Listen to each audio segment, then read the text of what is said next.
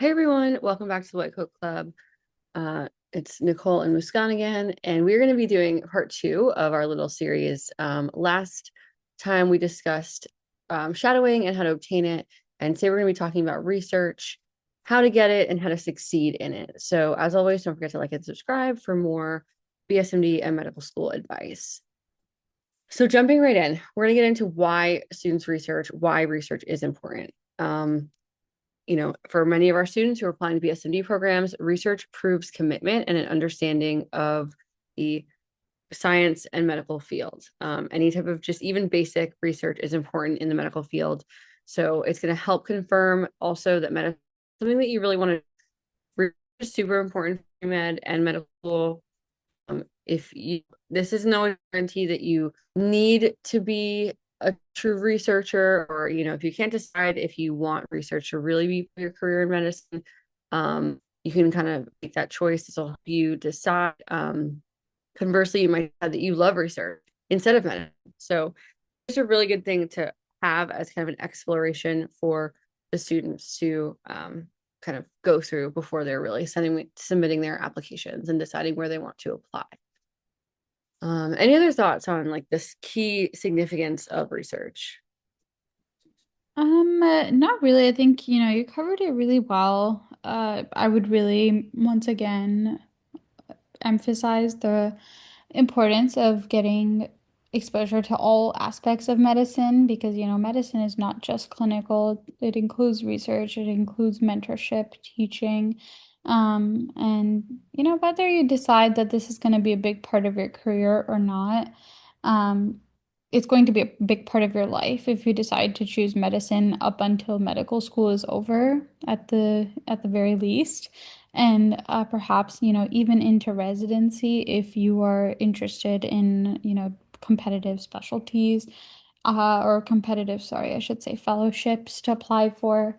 So it's just good to build these skills early on. Learning how to be an effective researcher will definitely help you in the future. Um, but going off of that, Nicole, what are some places where students can actually do research?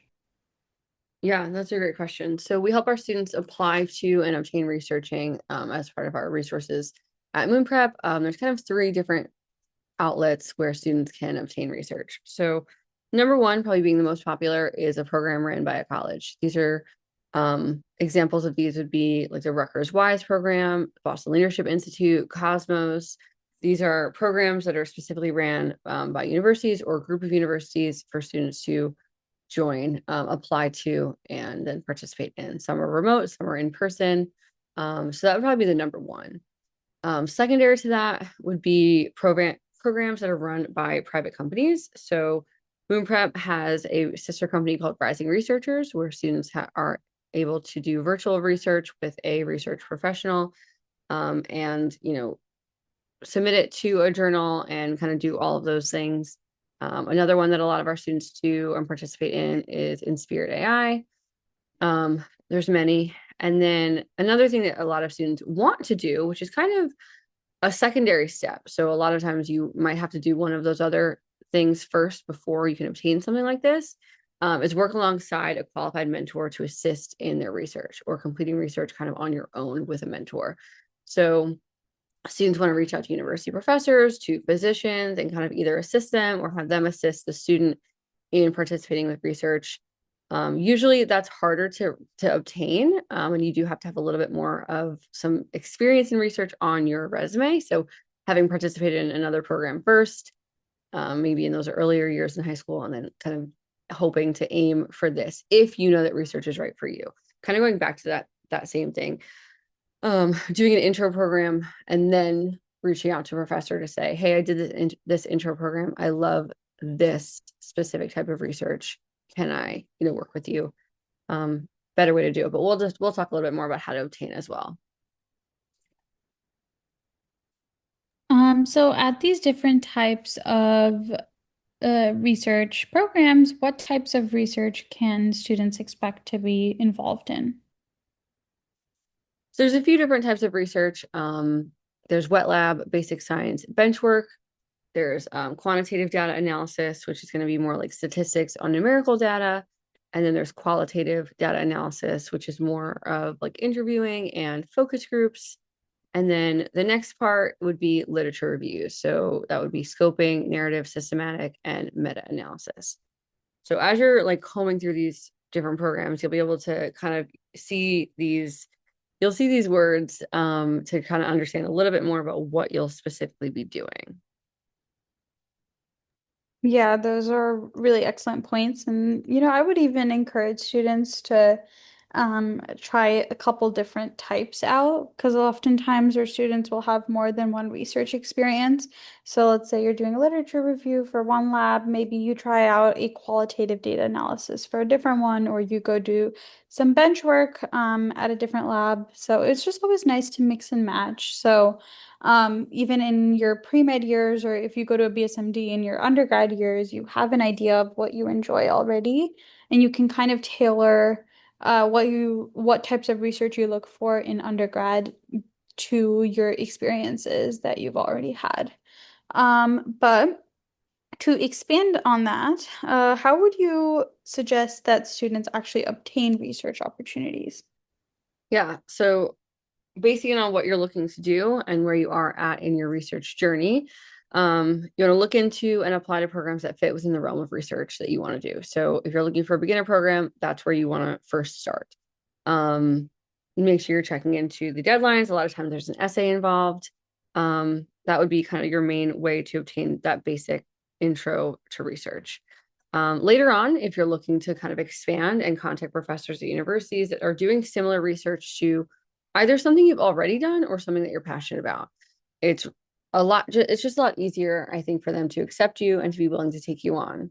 Similarly to what we discussed last time about shadowing, they're doing you a favor. So if you are just reaching out to them and you have no experience in research, no experience in the type of research they're doing, and really no knowledge on it, the chances of them wanting to take you are pretty slim, considering they're probably already, going to be reached out to by other students as well. And if another student has an intro to research class or program under their belt and they've done similar work or they have a specific interest to that field, they're going to be more likely to obtain that experience. So reaching out, LinkedIn, email, always have a resume with you, always make sure you're on the professional side of things, and kind of having that professionalism be on the forefront of all communication. Yeah, so going off of that, what are some things that students should avoid? Yes. You should be the one reaching out, not your parents. Parents should not be reaching out to people really in person or on social media that they're not already connected to. So if they know someone personally, that would be an okay connection for them to make to you, and then go forward with that communication. But reaching out on Facebook to strangers, overstepping boundaries to people that they really don't know, just for you to get a shadowing experience, it's going to hurt you more than help you. And then sometimes, we always preach to students to make sure you're following up, which is a key thing, but understanding the boundary, following up versus too much communication, know where to draw the line. I worked with a student recently, and it's just things to learn. And this is, once you learn it, it's going to follow you all throughout adulthood, but, understanding the timeline. So high schoolers and teenagers are kind of used to like, oh, I texted my friend and they responded immediately, that instant gratification, where you have to think about people have lives, people have business hours, maybe we're not working on weekends, things like that. So if you're reaching out to someone, understanding the difference of when you should follow up, when is appropriate to follow up, or it's only been a day and a half, this is not appropriate yet to follow up about about to them. So understanding where to draw the line is, I think, really important. Yeah, I really like that you brought up, that this is a lesson for your future. Because at the end of the day, obviously, research in high school is really important. Shadowing, like we talked about in the previous podcast episode, is really important as well. But um, it's not super make or break at this moment of your career. Your BSMD programs might look for letters from these people, but at the end of the day, you can always apply the traditional route too. So take everything that you do as a learning opportunity, and if you're not perfect at it in the beginning, don't just give up. You really work on that professionalism. We expect all of our students to be acting in a way that really represents them well. And that's just something that you'll learn, the quirks of the medical system and how to reach out to people who are further along in their training than you. And that's, fortunately or unfortunately, something that you will have to kind of balance throughout the rest of your career. So these are really good points that you make, Nicole. And, starting as early as possible, knowing how to interact with people is just going to help you so much in the future.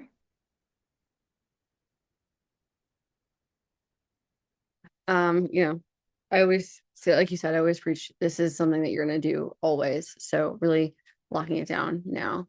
Um, so once you actually have the research experience, you know what you're going to do. Kind of what is important to think about or do to prepare yourself for the research. Yeah, so there's very different types of research labs. I personally worked in a wet lab.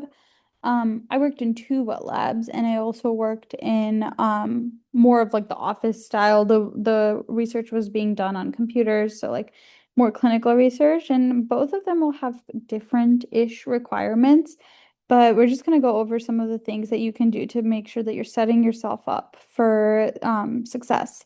So first thing that you want to do is reach out to the doctor, or not the doctor, sorry, the PI.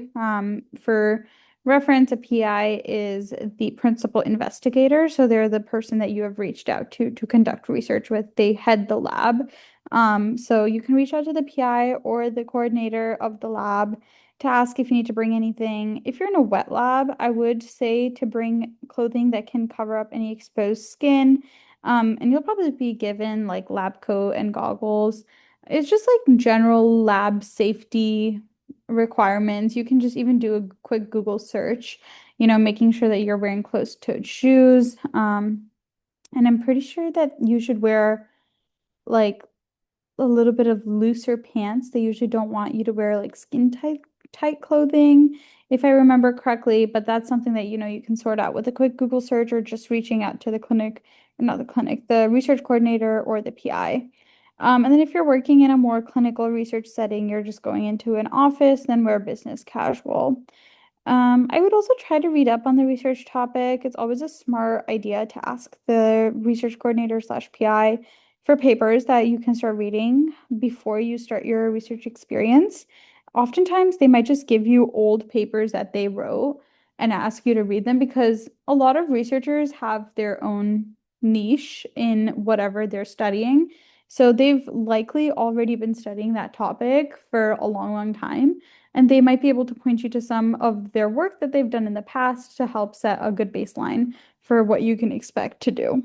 Um, Also, if you know you're going to be performing certain lab techniques, if you're going to be doing like a Western blot or if you're going to be pipetting, these are skills that they're going to teach you on the job as well. But it might be nice just to like, look up a quick YouTube video before you go in, just so that you're not walking in completely blind as to what to do.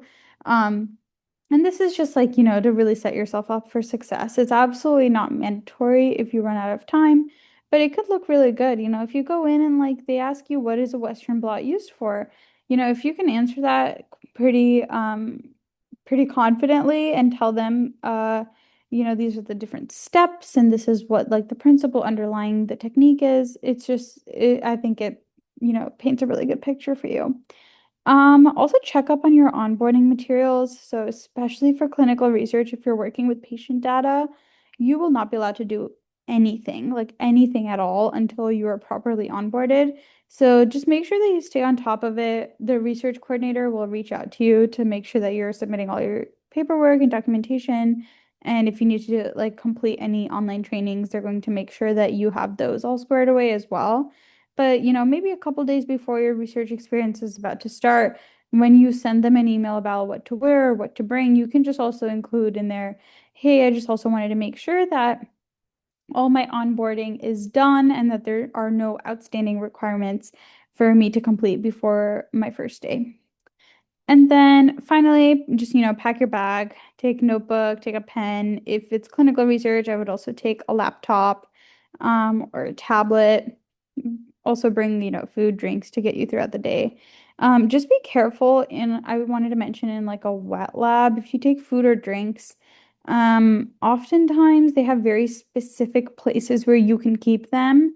And you do not want to be the student who on their first day like goes and puts your lunch in the refrigerator where all the chemicals are kept and they have to like or where like all the samples are kept for whatever project they're doing and then they have to throw them all out because you put your lunch in there. So don't do that. Just, always like best practice is if you don't know, just ask. Don't try to assume anything. If you don't know where you can put your food, just ask them. And if you need anything else, that, the PI suggested to bring, just make sure you pack it. You feel prepared for your first day. I love that. I think the little things are so important. Like, you know, introducing yourself and asking where you can put your lunch. Like all of those things are like it sounds silly, but like it really makes sense. And like you just want to be vocal and like not be shy. This is definitely the time to kind of break out of your shyness.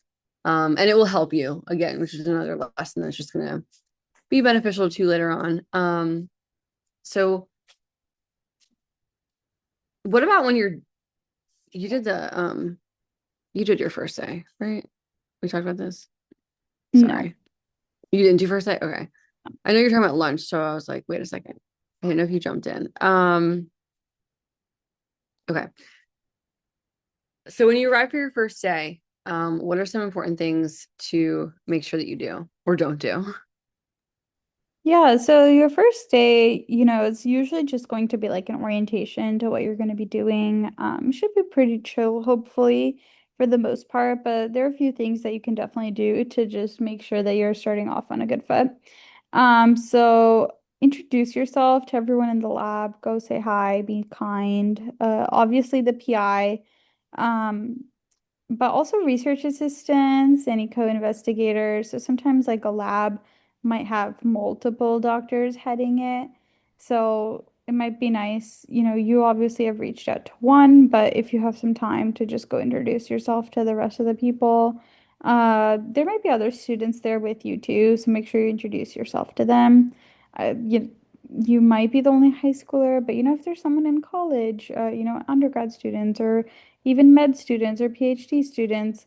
It's just nice because that way you also, that's like kind of a networking tip as well. If you have someone at a specific undergrad institution or a med school that you're really interested in, just get their number. You never know when their advice or their help might be useful in the future. Like I said, once again, be kind to everybody. Kind of, self-explanatory, goes without saying, hopefully. Make sure to take some time to understand what you exactly will be expected to do. So, like I said, it's going to be mostly orientation. Whether your PI is the one who does your orientation, or it's like a research coordinator, or it's a graduate student, that might be a little up in the air, but just make sure that like you have a quick conversation when they're telling you about the lab and about the work, about what your expectations are as well. And this can be as simple as, what time am I expected to show up every day? What time can I expect to stay until usually? What are the tasks that you need me doing every day? Is there a weekly lab meeting that I'm expected to attend? Things like that, just, getting an understanding of how the summer or however long you're going to be doing research will look like will just make you feel more confident about the experience overall.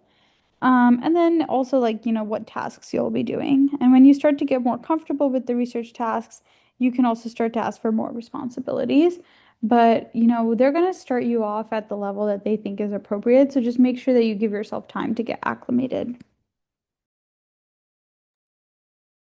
That's super important. The more you go ahead and kind of have that initiative, I think the more they'll be willing to trust you and kind of let you do more things and so on and so forth. So what about after, the experience is over, the research project is over, what are some best practices for kind of following up? Yeah, I mean, this is not too many action items here. It's a pretty brief part of this discussion. But firstly, just write a thank you to the PI, write a thank you to anyone else who helped you out in the lab. I remember my very first lab, I was actually working very closely with one of the postdocs who are people who have already completed their graduate studies but have to do like further research. And I wrote him a really like nice thank you message because he had helped me out and he really took me under his wing to make sure that I knew what was going on. Obviously the PI, and then there was a couple other grad students or undergrad students in the lab that I made sure to thank as well. And then finally, just write down some reflections. This is similar to, when you shadow, when you do any other experience. It might be hard when you're actually applying to colleges to think back and remember what were the things that really stood out to you. So just write down some reflections on how the experience was, what you really enjoyed about it, and it'll help you out in the future when you're writing essays and getting prepped for interviews. Absolutely. It's always a good thing to start to write thank you notes and to really be reflective at the same time. It's only going to help you out later on when we work with students to draft out and plan out their essays. It's so nice for them to be able to look back at exactly what was going on versus, just trying to recall from memory. So really, really great points. Thank you for that perspective there. So I think that's all we have for this one, but as always, don't forget to like and subscribe, and we will see you next time.